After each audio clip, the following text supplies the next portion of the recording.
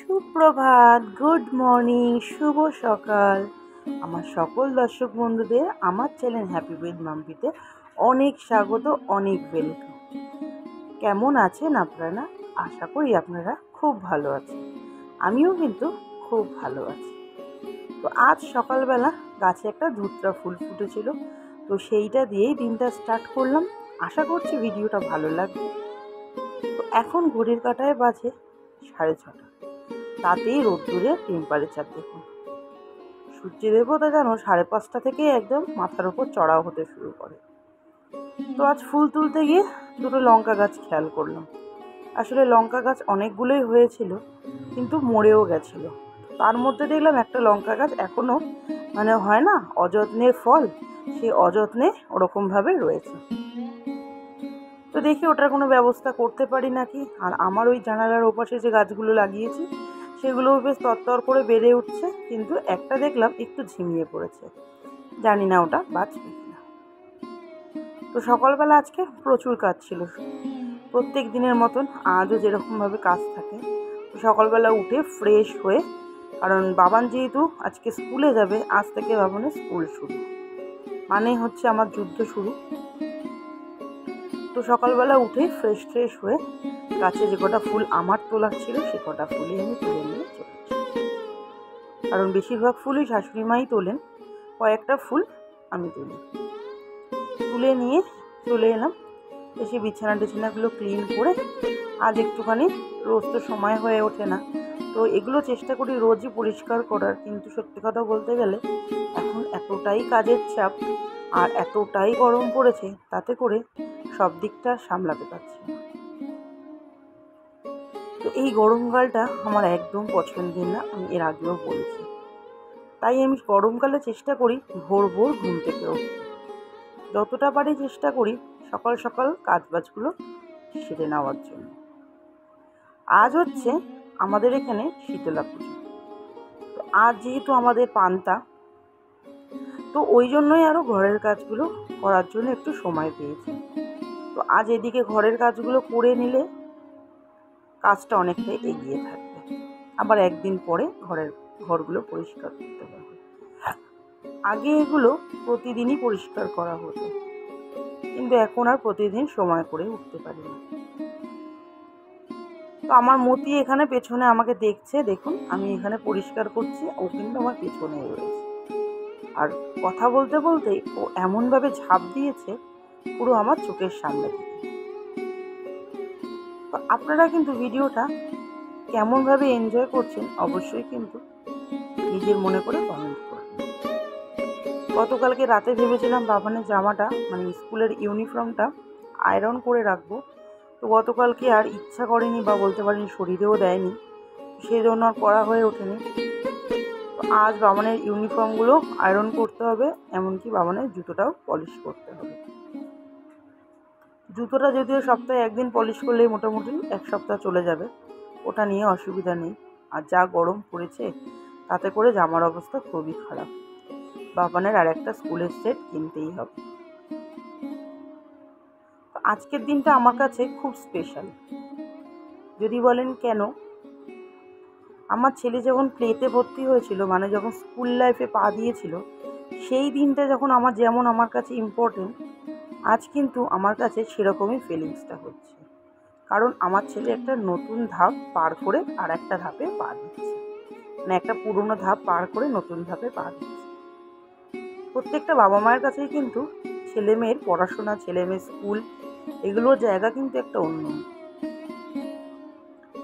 আমি বাবানের এই পড়াশোনার জন্য সব সময়ের জন্যই ওর পিছনে লেগে থাকি, যে জীবনে কিছু করতে হবে ওকে। আমাদের মতন নিম্ন মধ্যবিত্ত ঘরের মানুষদের কতটা সাফার করতে হয় একটা চাকরি পাওয়ার জন্য, সেটা তারাই বোঝে। আর সেই কারণেই বাবা মায়েরা কতটা কষ্ট করে, কতটা পরিশ্রম করে যে একটা বাচ্চাকে সেই জায়গায় দাঁড় করাতে পারার জন্য, সেটা ছেলেই হোক বা মেয়ে।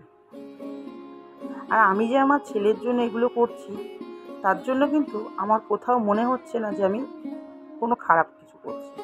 বা আপনাদের যদি মনে হয় যে আমি জুতো পলিশ করাটাও আপনাদের সামনে শেয়ার করছি, সেটা বলতে পারেন, কিন্তু আমার কাছে এটা কিন্তু গর্বের বিষয়। তো বাবানের জুতোর সাথে সাথে প্রভুর জুতোটাও আজকে একটু পলিশ করে দেবো, না হলে আবার প্রভুর একটু মুখটা রাগ হবে। রাগ যদিও হবে না, কিন্তু করছি যখন দুজনেরটাই করে দিই। আপনাদের সাথে কথা বলতে বলতে ঘরের সব কাজ অলমোস্ট কমপ্লিট হয়ে গেছে। এখন এই ঘরটা ঝাড় দিয়ে নিচ্ছি, তারপর ঘরটা মুছে নেবো। আর বাবানকে ঘরটা ঝাড় দিয়ে ওকে বাবানকে স্নান করিয়ে বাবানকে রেডি করিয়ে দেবো। আর বাবানকে রেডি করিয়ে আমি এদিকে ঘরটা মুছে নেবো। আর যেহেতু রান্নাবান্না নেই, আর যেহেতু আমাদের এখানে পুজো আছে, তো আমার শাশুড়ি মা গণ্ডি কাটবেন, আপনাদের সাথে সবই শেয়ার করবো মন্দিরে যাব যখন। তো এখানে বাবান রেডি হয়ে গেছে, সবই রেডি হতে পারে ও নিজে নিজে, কিন্তু জুতোটা আর জুতোর ফিতেটা আর মোজাটা ওই দুটো জিনিস ও করতে পারে না। ওটা প্রভু করে দিচ্ছে, দিলে পরে একেবারে নিয়ে বেরিয়ে যাবে। তো এতদিন সকালবেলা করে স্কুলে যাচ্ছিলো, এবার থেকে দুপুরবেলা করে স্কুলে যাবে। দুপুরবেলা বলতে এখন এই ঘড়ির কাঁটায় বাজে 11টা। 11টা 15 থেকে 20-র মধ্যে স্কুলের ভিতরে ঢুকতে হবে, 11টা 15তেই যতদূর সম্ভব। তো 11টায় বেরিয়ে গেলেই তাড়াতাড়ি যত বেরোবে তত ভালো, কারণ রাস্তাঘাটে জ্যাম থাকে, তো সেই জন্য। তো চলুন, এদিকে একজনের পাঠ শেষ হলো, একজন বেরোলো স্কুলে, এবার আর একজন বেরোবে অফিসে। বাবানকে দিয়ে এসেই তাকে আবার আমাকে খেতে দিতে হবে, তার খাবারটা আমাকে পেতে রাখবে। তো জামা কাপড়গুলো রোদ্দুরের তাপ দেখেছেন কীরকম, জামা কাপড় একদম রং চলে যাবে, তাই হালকা ভেজা থাকতে থাকতে জামা কাপড়গুলো তুলে নিয়ে গিয়ে বারান্দার দড়িতে দিয়ে দিচ্ছি। আর এগুলো সবে কাঁচা হলো, এগুলো এখন মেলে দিচ্ছি, কারণ এই গরমের সময় যত বাইরে রাখা হবে জামা কাপড়, তত বিশেষ করে জামা কাপড়ের রঙটা জ্বলে যায়, বিশেষ করে নাইটিগুলো প্রচণ্ড পরিমাণে কালারটা ফেড হয়ে যায়। আর প্রভুর অফিসের জামা কাপড় তো প্রভু আমাকে রোদ্দুরে একদম মেলতেই দেয় না, কিন্তু কিছু করার নেই না, আমাদের ছাওয়া দাওয়া সেরকমভাবে কোনো জায়গা নেই যেখানে মেলতে পারবো, তাই জলটা যতক্ষণ না ঝরে যাচ্ছে ততক্ষণ আর ঘরে নিয়ে গিয়ে দিতে পারছি না। আর এদিকে প্রভু চলে এসেছে বাবানকে স্কুল থেকে দিয়ে, তো প্রভুর ভাতটা বাড়বো। তো আজ আমাদের পান্তা বললামই, তার সাথে করেছি ডালের বড়া, আর করা হয়েছে এখানে আলু ভাজা, আলু ভেজেছি। আর আমার শাশুড়ি মা ডাল শুকনো বানিয়েছিল, আমি প্রত্যেকবার বানাই, তো এবারে আর আমি ডাল শুকনো করিনি, যেহেতু শাশুড়ি মা করেছেন তাই জন্য আমি আর করিনি। আর গন্ধরাজ লেবু তো আছেই, তো এই 3টে পদ দিয়ে কিন্তু বেশ ভালোভাবেই খাওয়া দাওয়া হয়ে যাবে। তো প্রভু খেয়ে অফিস বেরিয়েছে, আর আমি চলে এসেছি এদিকে মন্দিরে পুজো দিতে। একটা হাতে যেহেতু ছিলাম, হাতে এত কিছু ছিল, সেই জন্য সেরকমভাবে ভিডিও করতে পারিনি, যতটা পেরেছি চেষ্টা করেছি ভিডিও করার জন্য। আর এখানে সবাই গণ্ডি কাটার জন্য স্নান টান করে নিচ্ছে, নিয়ে গণ্ডি কাটছে। আপনারা দেখতে পাবেন ভিডিও।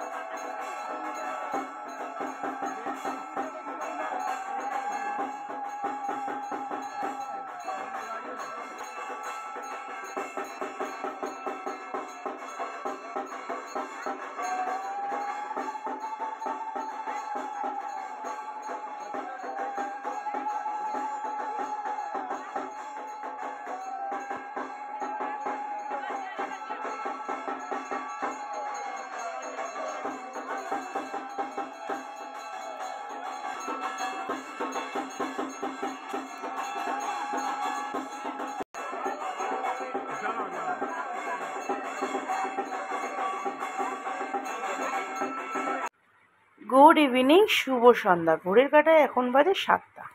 আজ আর দুপুরবেলার পর থেকে দুপুরবেলার দিকে সেরমভাবে কোনো ভিডিও করতে পারিনি। তার একটাই কারণ, তখন পুজো দিতে গেছিলাম, তো পুজো দিতে গিয়ে আমি আস্তে আস্তে বেজে গেল 12:30। আর তারপর গেছিলাম বাবানকে স্কুল থেকে আনতে। বাবানকে স্কুল থেকে এনে আমি প্রচণ্ড টায়ার্ড ফিল করছিলাম। তো তারপরে পান্তা খেয়ে দিয়ে একটুখানি রেস্ট নিয়ে আবার গেছিলাম মন্দিরে। এইসব করতে করতে বাজিয়ে ফেলেছিলাম 4:30। তারপর গিয়ে একটুখানি শুয়ে এই জাস্ট উঠে সন্ধ্যাবাতি করলাম। সন্ধ্যাবাতি করে সকাল থেকে যা জামা কাপড় কেচেছি সেগুলোই নিয়ে বসে পড়েছি। আমাদের সবার রুটিনটাই মনে হয় এরকম, তাই না বলুন? কিন্তু একঘেয়েমি রুটিন হলেই কী হবে, তার মাঝেও কিন্তু নিজেকে একটু ঠিক করতে হয়। আর এখানে মুখ দেখে মনে হচ্ছে এখানে বাবানের সাথে চিৎকার চেঁচামেচি করছি একটু পড়া নিয়ে, কারণ এখন যেহেতু সামনে পরীক্ষা চলে আসবে, এগুলো নিয়ে ভাবতে হবে। এখন উঁচু ক্লাস হয়েছে, তাই ওকে যতটা পারি চেষ্টা করি একটুখানি গাইডের মধ্যে রাখার জন্য। আজ আর দুপুরবেলা যেহেতু পান্তা খেয়েছি, তাই জন্য আর চা খাওয়ার ইচ্ছাটাও হচ্ছে না সেরকমভাবে। আর আজ রাতে আর কিছু রান্নাবান্না করবো না, সকালের একটু পান্তা রয়েছে, সেটাও কেউ দুজন খেয়ে নিতে পারবে। আর আমাদের যে মন্দিরে পুজো হয়েছিল সেখানে খিচুড়ি প্রসাদ দেবে, তো সেখান থেকে একটু খিচুড়ি প্রসাদ আলুর দম নিয়ে এলেই রাতের কিন্তু খাওয়া দাওয়াটা হয়ে যাবে। আর বাইরের কিছু কাজ আছে, বাবানের কয়েকটা খাতা কিনতে হবে, তো সেই জন্যও বেরোতে হবে। তো সব মিলিয়ে মিশিয়ে দিনটা আজকে এরকমভাবেই কাটলো। আশা করছি ভিডিওটা ভালো লেগেছে। ভালো লাগলে please do like, share, subscribe করে পাশে থাকবে। So tata, bye bye and good night. দেখা হচ্ছে নতুন সুন্দর ব্লগে। ভালো থাকবেন, সুস্থ থাকবেন। টাটা, দেখা হচ্ছে নেক্সট ব্লগে। সবাই ভালো থাকবেন, সুস্থ থাকবেন।